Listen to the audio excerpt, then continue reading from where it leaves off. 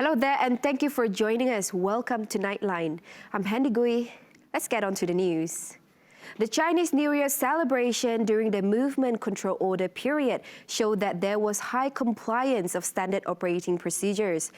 Sarawak Police Commissioner Dato' Aidi Ismail praised the Chinese community for adhering to the SOPs. Untuk makluman, pada 12 bulan pada Sambutan Raya Baru Cina, kita ada keluarkan 10 kompaun kepada mereka yang tidak mematuhi SOP, iaitu pajakan sosial, dan tidak ada kekesan mana-mana pelanggaran SOP ke atas tahun baru Cina lah. Dan saya ucapkan terima kasih lah pada masyarakat kaum Cina kerana telah mematuhi SOP lah. Itu tidak boleh 20 orang dan sebagainya. However, there are a total of 70 compounds issued throughout the state as of 13 February. The compounds were found related to violations of SOPs such as the absence of social distancing and refusing to write down required details such as names, phone numbers and temperatures. Pada segi kedai-kedai makan lah. Kedai makan di mana berlaku lagi mereka yang masih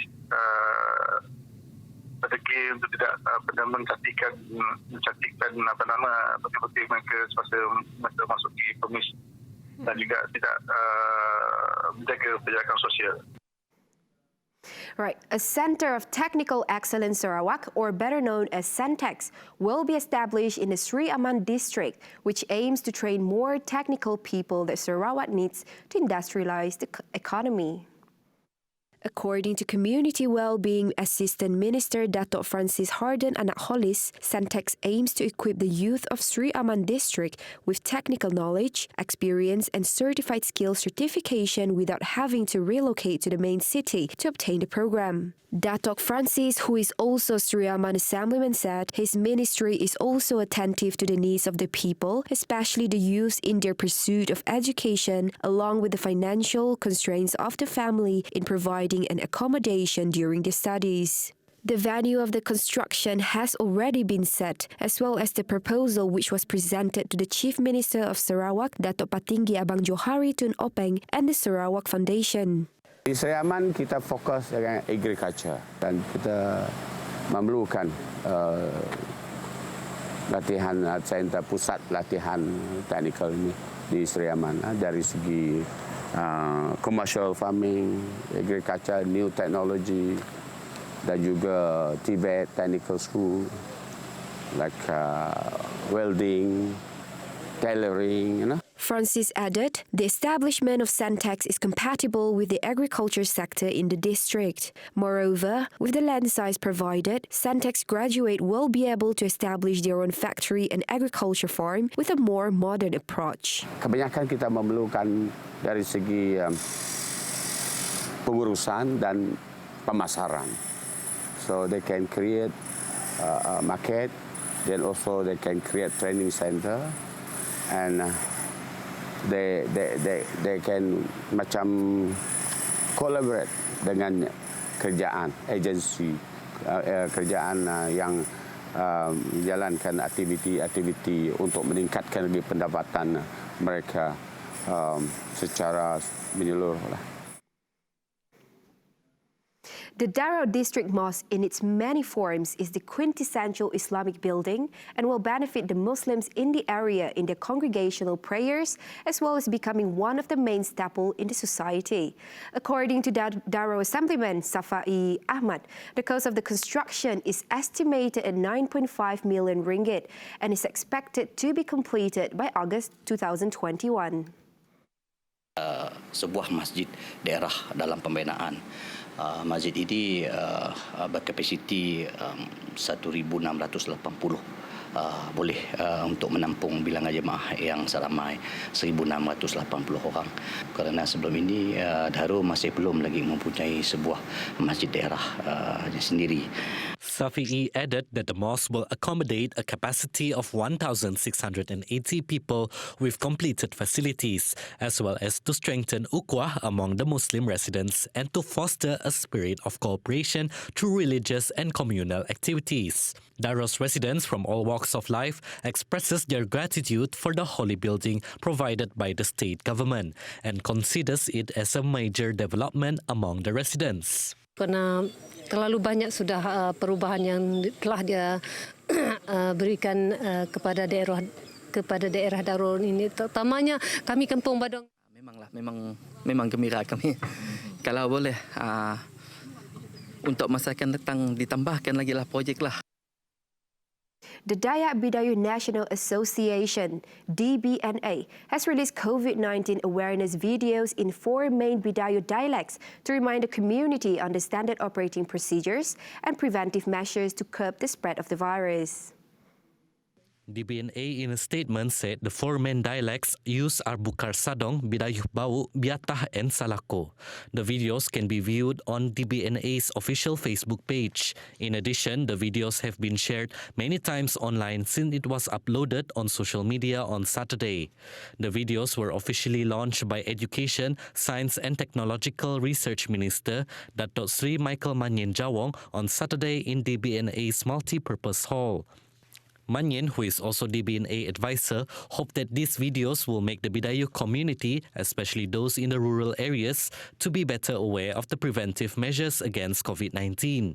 Meanwhile, DBNA President Dato' Ik Pahon Joik said the association embarked on this awareness program since many COVID-19 cases had occurred within the community in the village, including one cluster detected in Bau. He said so during the launching ceremony of the videos held after the association's 4th Extraordinary General Assembly on February 13 at the DBNA Multipurpose Hall. Poor parental mental health can have a detrimental effect on the health and development of children, especially during a COVID-19 pandemic and lockdown, which brought about a sense of fear and anxiety among children.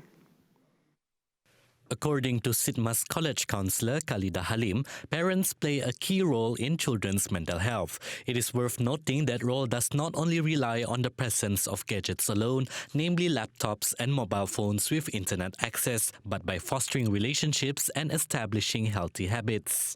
Ibu bapa pun kena jadi kreatif masa tempoh PKP ni. Jadi kreatif ni maksudnya macam, okey, tak boleh main kat luar, jom kita main kat rumah. Apa yang kita boleh buat kat rumah? Tolong ibu buat kek ke, sama-sama kemas halaman rumah ke, cipta permainan yang simple ke, permainan biasa-biasa, duduk main monopoli pun, benda macam tu pun dah okey. One of the factors that lead to mental issues among children is a drastic change in their everyday routine. Umur kanak-kanak ni adalah umur yang memang suka untuk bermain, nak meroka sana sini, nak pergi sana sini, pergi buat aktiviti luar. Tapi apabila kita terpaksa duduk di rumah, jadi benda tu tersekat.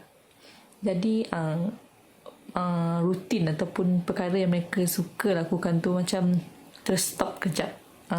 Benda tu berpotensi untuk menjejaskanlah mereka punya emosi ataupun tingkah laku. And then kesan daripada benda ni, kalau dari segi emosi, kanak-kanak boleh menjadi murung, boleh menjadi sedih ataupun oversensitive.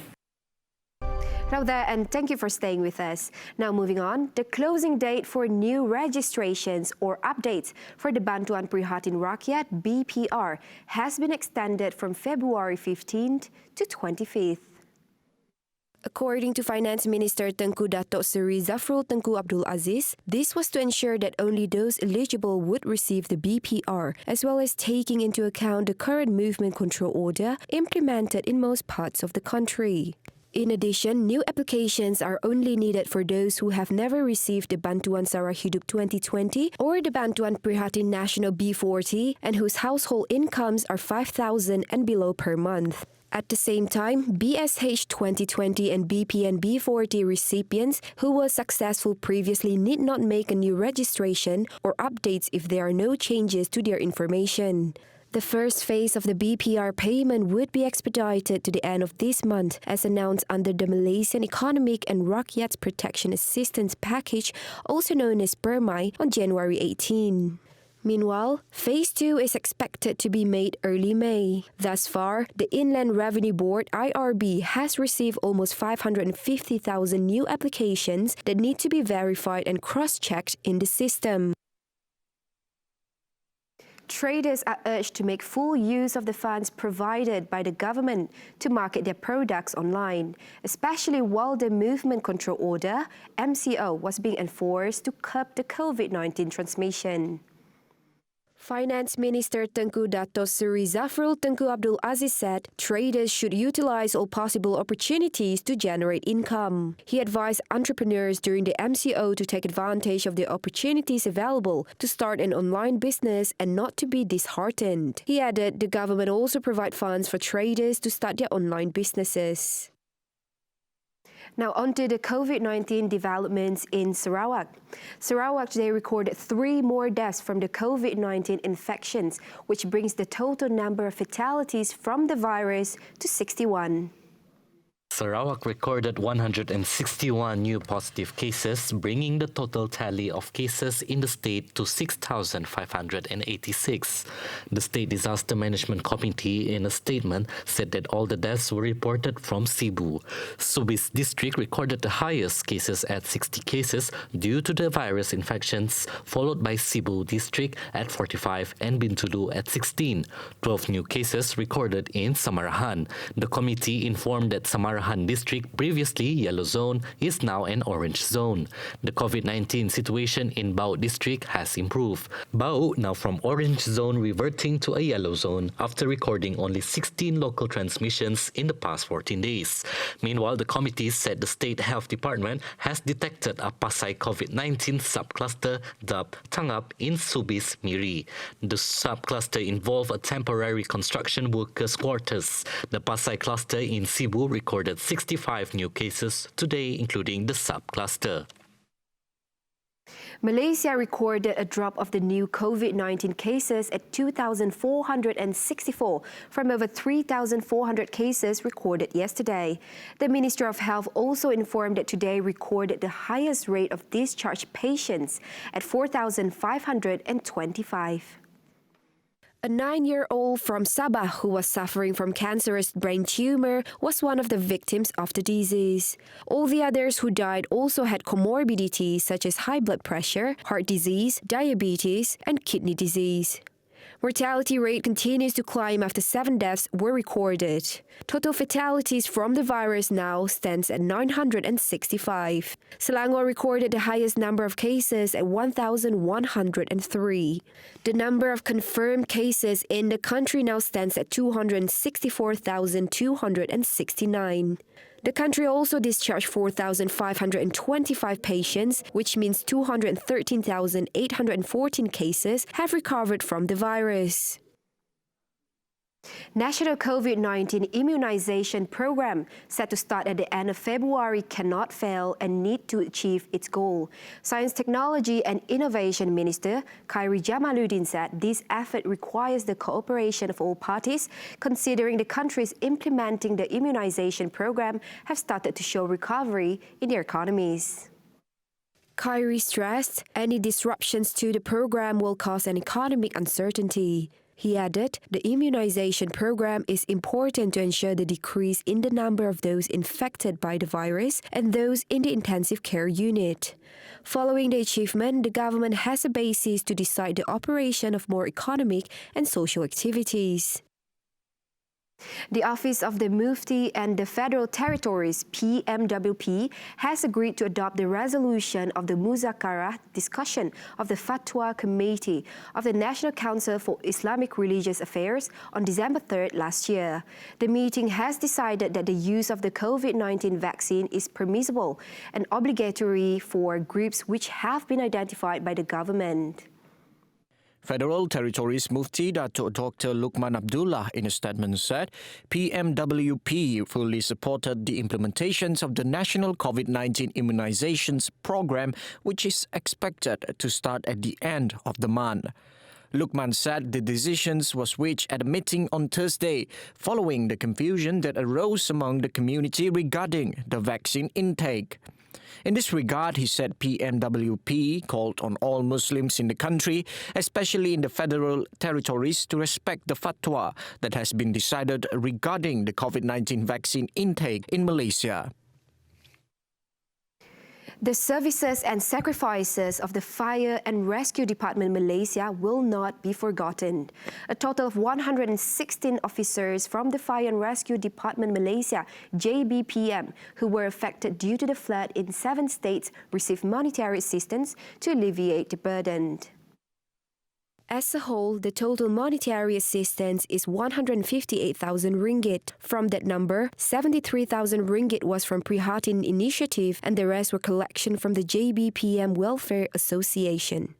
Jadi secara puratanya setiap orang ini yang mana menjadi ahli pada persatuan mereka akan mendapat lebih kurang 1,500 lah. Berasaskan kepada kerosakan yang ada di dalam rumah masing-masing. Yang mana nilai kerosakan dia adalah di bawah 5,000, kita bagi jumlah yang tertentu, kadar tertentu. Yang lebih daripada 5,000 kita bagi kadar tertentu. Jadi sekiranya mereka ni adalah ahli persatuan kebajikan, dan mereka juga mendapat bantuan di bawah Prihatin, jumlahnya lebih kurang 1,500. Tetapi yang bukan ahli itu mungkin dia kurang sikit lah. Kerana mereka bukan ahli, mereka hanya dapat bantuan daripada Prihatin. He added, 7 members in Sarawak also received the assistance based on the assessments and lists that have been set by the JBPM. This assistance also involves assistance from individuals and non-governmental organizations. Ada juga daripada sebahagiannya tidak menyumbang di dalam bentuk kewangan. Mereka menyumbang di dalam bentuk barangan. Barangan ini kita kumpul dan juga kita akan agihkan kepada mangsa-mangsa yang begitu teruklah yang terjejas akibat daripada banjir ini. Pertama sekali yang di pantai timur di mana mereka tinggal selai sepinggang. So kita akan bantu melalui agihan barangan tersebut dalam masa yang terdekat lagi. Ini adalah dalam bentuk barang keperluan seperti makanan dan juga pakaian asas serta untuk selimut dan sebagainya. The establishment of the Welfare Association aims to distribute monetary assistance to the members or the members' families when faced with death, sickness due to accident, and when affected by natural disasters. As of December last year, a total of 10,335 or 77% from the overall number of officers and members participated in the Welfare Association. Hello there and welcome back. Now moving on to sports news. The Youth and Sports Ministry, KBS, has no objection for high performance or elite athletes at the national level. This includes the national 10-pin bowling squad to undergo training during the current Movement Control Order 2.0 period. Its Minister, Dato' Sri Rizal Naina American, said the national bowling squad has been given the exemption to undergo training using the sports bubble or quarantine-based approaches, although the bowling centres have yet to be allowed to operate. He said elite athletes under the National Sports Council program, there is no problem for them to continue training. However, for the public, it is still not allowed as there is a tendency for them to go bowling for leisure or most bowling centres are located in shopping complexes. Meanwhile, NSC Director General Dato' Ahmad Shapawi Ismail explained that the national bowling squad had chosen to leave the quarantine-based training camp while the MCO 2.0 was being implemented last month. Serena Williams stormed into the quarter-finals of the Australian Open on Sunday with a gritty 6-4, 2-6 and 6-4 victory over Belarusian Aryna Sabalenka. The match was a big test for Williams, who was up against one of the few players on the women's tour capable of matching her power from behind the baseline. The match into a decider. With the pressure ramped up in the third, it was Sabalenka who blinked first, making several errors.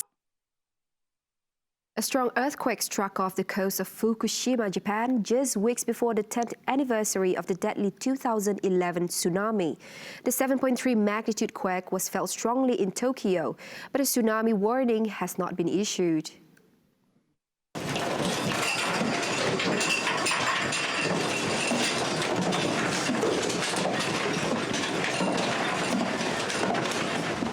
The quake shook buildings in the Japanese capital Tokyo, cutting power to hundreds of thousands of buildings across eastern and northeastern Japan. By morning, though, power was restored to virtually all. Officials said more than 100 people were injured. Several thousand households remain without water, forcing residents to line up with plastic jugs to receive water from trucks. Though much of Iwaki appeared as usual, tiles had fallen from the front of at least one building, and the sound of broken glass being swept up echoed from several shops and restaurants. There was no tsunami this time and no reports of irregularities at any nuclear plants. At least 60 people were injured as hundreds of fuel vehicles exploded in a massive blast that tore through a custom post in Afghanistan close to the Iranian border. Iranian authorities sent fire engines and ambulance across the border, while scores of locals fought the blaze in the border town of Islam Kala before it was brought under control. Initial reports said the blaze had started after a gas tanker exploded. Officials said later that the cause was not immediately clear. Wahid Katali, governor of the western province of Herat, said Iranian authorities and NATO-led personnel in Afghanistan were asked for assistance to help contain the fire. Earlier, rescue workers and Afghan security forces made hundreds of fuel and gas tankers from the area. Across the Iranian border, Iran had sent 21 ambulance and 20 fire trucks to the scene. More than 300 vehicles carrying gas, diesel and gasoline exploded. 100 megawatt of electricity imported from Iran to Herat province had been disconnected because 2 pylons had burned down. Looks like we have come to the end of the Nightline. With that, I'm Henny Gui. Thank you for staying with me and have a pleasant night.